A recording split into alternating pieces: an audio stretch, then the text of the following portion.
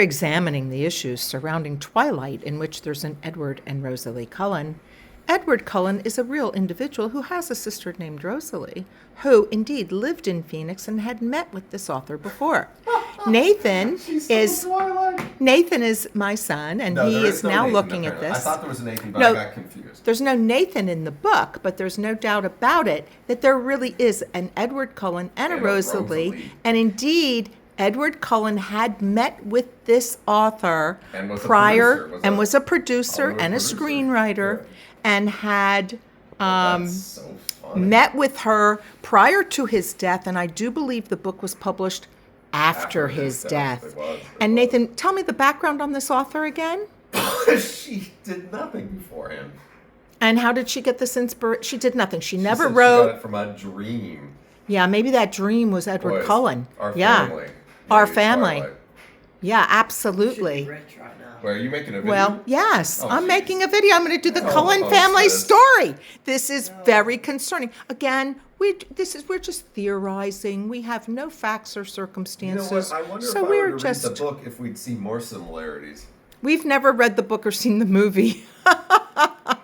So we don't really know, but we were told by another family member how odd it was that Edward Cullen lived in Phoenix. So my grandfather was Edward Cullen, and his sister was named Rosalie Cullen.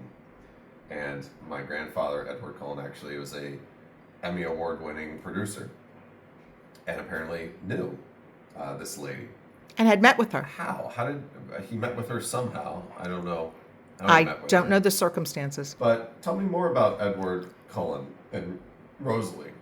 Like I said, Edward, my grandfather, was a producer. He did the family circus cartoon show during the 80s. He also won an Emmy for a documentary about childbirth. Rosalie, I forget what Rosalie did. I think she was that the tennis player? No, I think that's Monica. I think Rosalie was involved with JFK. At JFK, she ran some of these very senior.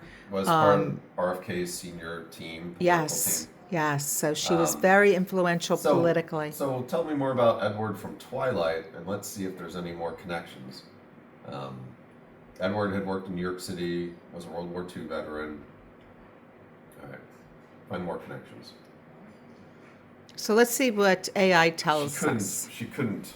Maybe it was she just gave him the name because as sort of a posthumous, attribution, kind of giving a little bit of credit.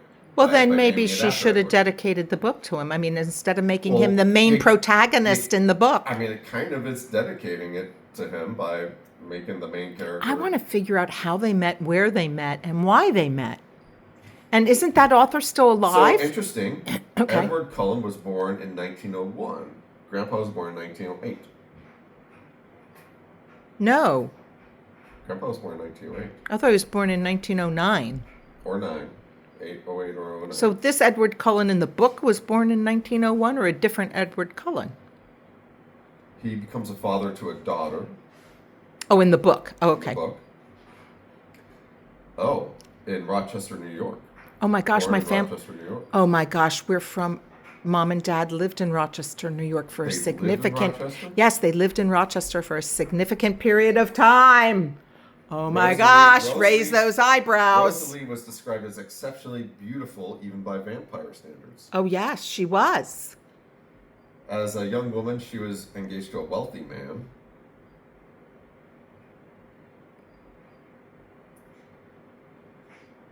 And what else does it say? This is fascinating about Rochester, New York.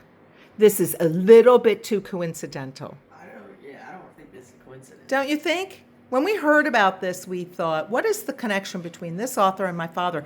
And anyways, the author's still alive. We could go talk to her and ask her. Really? I mean, we don't want to insinuate she stole something. She probably didn't. But how did she know Dad? And why did she know Dad?